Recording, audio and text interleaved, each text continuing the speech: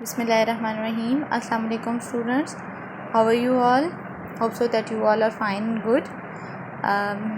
कि आप सब ठीक होंगे। बेटा लास्ट हमने चैप्टर नंबर 2 स्टार्ट किया था।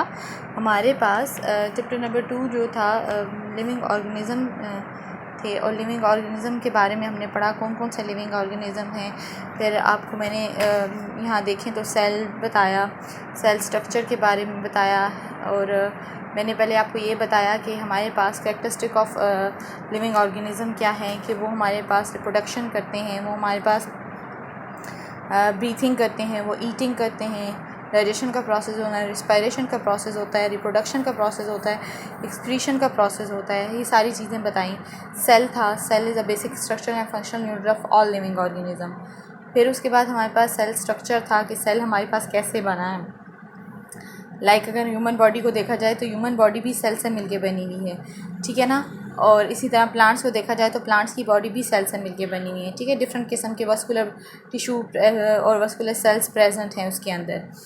फिर हमने एनिमल सेल पढ़ा, उसके अंदर क्या क्या प्रेजेंट होती हैं, कौन कौन सी ऑर्गेनल्स प्रेजेंट होती हैं, कौन कौन से हिस्से होते हैं। जैसे हमारी बॉडी के अंदर डिफरेंट हिस्से होते हैं, इसी तरह एनिमल्स की बॉडी के अंदर भी डिफरेंट सिस्टम्स होते हैं, ठीक है। हिस्से नहीं, सिस्टम होते हैं जिन्हें ऑर्गेनल का नाम दिया जाता है, ठीक है मेरा बच्चा। और फिर हमारे पास आती है प्लांट सेल आता है। तो प्लांट सेल की भी यही बात है कि हमारे पास प्लांट सेल के अंदर भी कौन कौन से ऑर्गेनल्स प्रेजेंट होती हैं।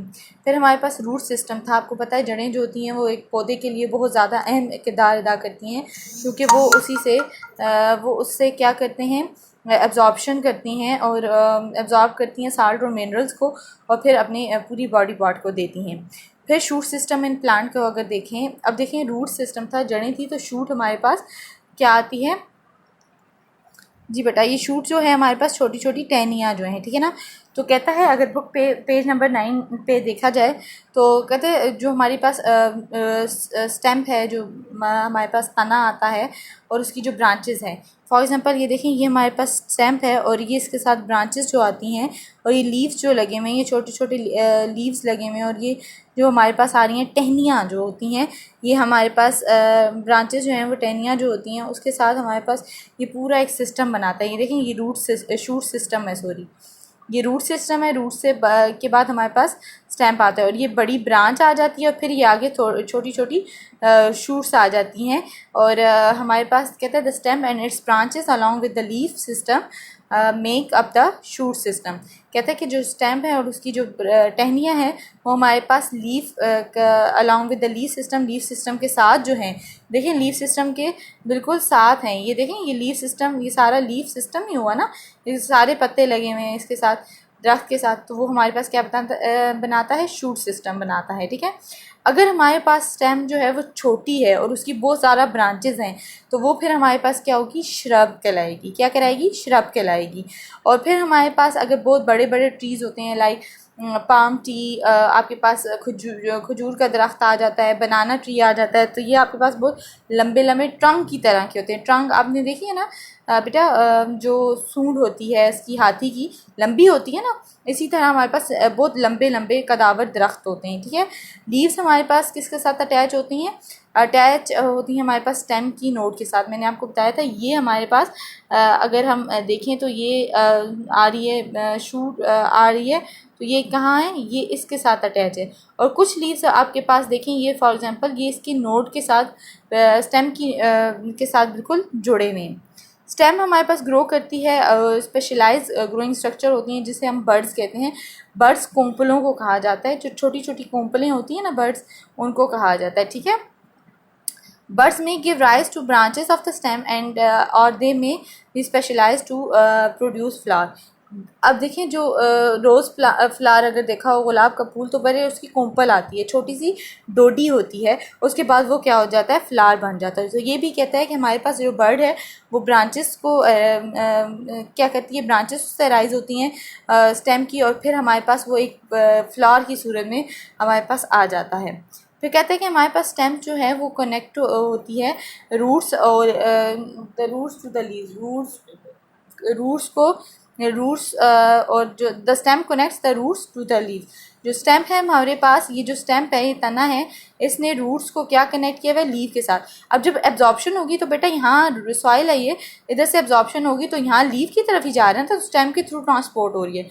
नेक्स्ट जब अब हमारा टॉपिक आएगा ट्रांसपोर्ट इन प्लांट, उसके अंदर आपको क्लियरली मैं पिक्चर्स के थ्रू बताऊँगी कि आपके पास ट्रांसपोर्ट इन प्लांट कैसे पॉसिबल है। और ये फोटोसिंथेसिस के प्रोसेस में हेल्प आउट करती है। रॉ मटेरियल कहते हैं वो मवाद जो हमारे पास फोटोसिंथेसिस के प्रोसेस में वो करता है, और हमारे पास जो प्रोडक्ट होती है फोटोसिंथेसिस की, वो पूरे पार्ट्स ऑफ द प्लांट, मतलब पूरे प्लांट को दी जाती है ताकि वो अपनी फूड को खुद प्रिपेयर। ओके बेटा, अगर नेक्स्ट देखा जाए तो हमारे पास आ जाता है पेज नंबर 10 पे टिश्यूज़। अब आपको पता है हमारे पास सिमिलर सेल्स हैं, एक जैसे सेल जब मिलते हैं और वो पार्टिकुलर एक फंक्शन परफॉर्म करते हैं तो उसको हम क्या कहते हैं, टिश्यू कहते हैं। क्या कहते हैं, टिश्यू।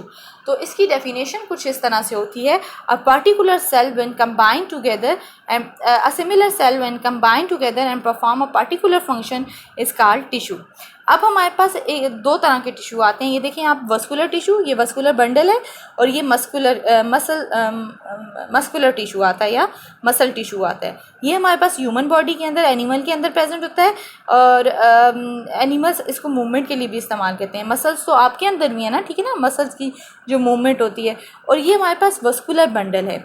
यहाँ आप दो नए नाम सीखेंगे बेटा, इसको बोलते हैं जाइलम और इसको बोलते हैं फ्लोएम।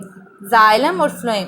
जाइलम क्या कंडक्ट करता है, वाटर कंडक्ट करता है हमारे पास किसके अंदर, प्लांट्स के अंदर। और फ्लोएम क्या कंडक्ट करता है, ये फूड को कंडक्ट करता है प्लांट के अंदर, ठीक है ना, फूड देता है पूरे प्लांट को। तो यहाँ पे भी यही लिखा हुआ है आपकी बुक के अंदर कि हमारे पास जो ट्रांसपोर्ट वस्कुलर टिश्यू है ये फूड को ट्रांसपोर्ट करता है, और मस्कुलर या मसल जो टिश्यू हैं ये हमारे पास मूवमेंट में हेल्प आउट करते हैं एनिमल्स के। अब ऑर्गन कहते हैं अज़ा जो होते हैं आपकी बॉडी के, like your hands, your foot, your legs, ये सारे आपके अज़ा हैं, ठीक है ना। तो कहते हैं डिफरेंट टाइप्स ऑफ टिश्यू जो है, जब बहुत से, अब देखें यहाँ पे आपने याद ये रखना है कि हमारे पास सिमिलर सेल जब मिलते हैं तो क्या बनता है, टिश्यू बनता है। क्या बनता है मेरा बच्चा, टिश्यू बनता है। इसी तरह डिफरेंट टाइप्स ऑफ टिश्यू जब हमारे पास मिलते हैं तो क्या बनता है, ऑर्गन बनता है। क्या बनता है, ऑर्गन बनता है। और वो ऑर्गन हमारे पास स्पेशलाइज होता है और वो परफॉर्म करता है फंक्शन कोई भी एक पार्टिकुलर हिस्से के लिए। अब लाइक आपके हैंड्स हैं तो मूवमेंट के लिए हेल्प आउट करते हैं, आप कोई चीज़ उससे खा सकते हैं, कुछ उठा सकते हैं, कुछ लिख सकते हैं, ठीक है। तो ये क्या है, आपकी जो बॉडी पार्ट्स हैं, ऑर्गन है, वो हैंड जो है वो स्पेशलाइज है। अब आपकी आइज़ देखने के लिए हैं तो ये क्या है, ये एक इसका पार्टिकुलर फंक्शन है। इसी तरह वो एग्जांपल देता है। अब फॉर एग्जांपल हम अगर मेन एग्जांपल लें, जैसे हमारी हमारे लंग्स हैं, फेफड़े हैं, सांस लेने में हेल्प आउट करते हैं। इसी तरह हमारे पास जो हमारा दिल है, हार्ट है, पंपिंग ऑर्गन है। पंपिंग कहते हैं बेटा खून की गर्दिश में हमारे पास हेल्प आउट करता है कि उससे हमारे पास खून हमारे पूरे जिस्म के अंदर गर्दिश करता है। Leaf of the plant is an organ for manufacturing food by photosynthesis. अब लीफ क्या है, अब आपको मैंने पहले भी बताया था, जो फूड प्रिपेयर होती है वो कहाँ होती है, लीफ के अंदर। तो फोटोसिंथेसिस का प्रोसेस भी कहाँ होगा, लीफ के अंदर। ऑर्गन सिस्टम की बात करते हैं तो हमारे पास कहता है the bodies of living organism are made up of variety of system. अब हमारे पास लिविंग ऑर्गेनिज्म की बॉडी वैरायटी ऑफ सिस्टम। अब आप खुद अपने जिस्म को देख लें, अपनी बॉडी को देख लें, आपके अंदर डाइजेस्टिव सिस्टम है, सर्कुलेटरी सिस्टम है, आपके अंदर रिस्पायरेटरी सिस्टम है। तो बेटा ये जो सारे सिस्टम्स के मैं नाम ले रही हूँ ये वन बाय वन मैं आपको करके यहाँ पे बताती हूँ। अगर बेटा हम देखें तो हमारे पास क्या आता है, डाइजेस्टिव सिस्टम, ठीक है। फिर हमारे पास आता है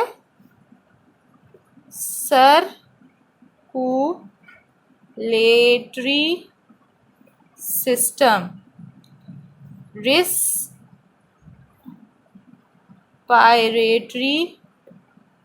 सिस्टम, एक्सक्रीटरी सिस्टम, ठीक है। अब मैं आपको ये चार सिस्टम अभी मैंने आपको बताए। डाइजेस्टिव सिस्टम क्या करता है, फूड को डाइजेस्ट करता है। क्या करता है, फूड की डाइजेशन में हेल्प आउट करता है, डाइजेशन ऑफ फूड करता है, हमारे हाजमे को हमारी खुराक को आज़म मतलब उसको डाइजेस्ट करता है, हमें फूड जो है वो डाइजेशन में फूड ऑफ डाइजेशन में हेल्प आउट करता है। अब हम खाना खा रहे हैं तो वो हमारा खाना अंदर कैसे जा रहा है और अंदर क्या प्रोसेस हो रहा है, ये डाइजेस्टिव सिस्टम के थ्रू होता है। वो खुराक की नाली से मैदे में जाता है, मैदे से छोटी आंत, बड़ी आंत, फिर जो चीज़ हमारी जिस्म के लिए खून के अंदर जाने वाली होती है उसे खून में मिला देता है, जो पानी ज़रूरत होता है जिस्म को वो जिस्म को दे देता है, और बाकी जो है वो एक्सक्रीटरी प्रोडक्ट, बाकी जो वेस्ट प्रोडक्ट होता है वो हमारी बॉडी से निकल जाता है। एक्सपेल कहते हैं निकलने को, एक्सपेल वेस्ट प्रोडक्ट, ठीक है। ये हमारी जिस्म से जो गंदा मादा होता है उसको निकाल देता है।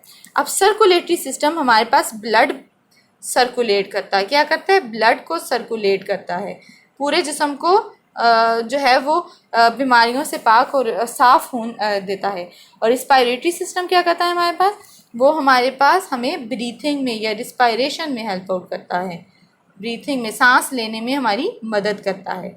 तो कहता है ये हमारे पास, अब ये सिस्टम कैसे बने, अब डाइजेस्टिव सिस्टम, स्टमक भी आता है, इसमें कितनी चीज़ें आ जाती हैं, ठीक है मेरा बच्चा।